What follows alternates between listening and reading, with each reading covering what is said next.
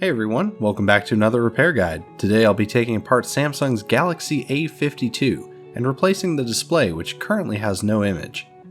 This phone looks great for an A series, but still somehow looks like a Chinese clone of a S21 Ultra. Over to the heating mat with this one.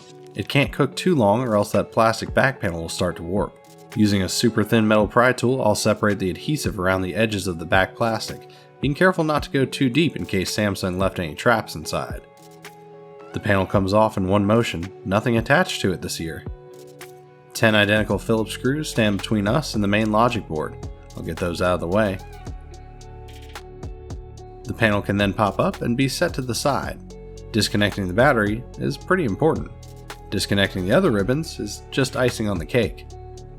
Down to the bottom, 6 more of those same screws are holding the bottom loudspeaker and antenna panel.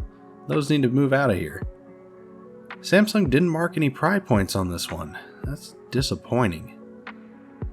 From here I'll disconnect almost everything, and then remove the single black Phillips screw from the charging board. This one is smaller than the others, so be sure to keep it separate. Another board screw at the top sits just below the camera array. Before I get too ahead of myself, it's a good time to remember to remove the SIM tray, that way I don't snap it in half trying to pull the board out. Now the boards are free to remove.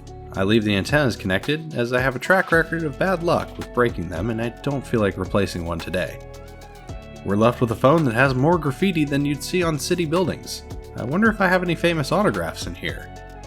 To be fair, the new one is almost equally as tagged as the original. Very strange. Perhaps these frames have been through some tough neighborhoods. Some small components need to be transferred over, like the vibration motor. The tiny fingerprint reading camera also needs to be moved to its new home.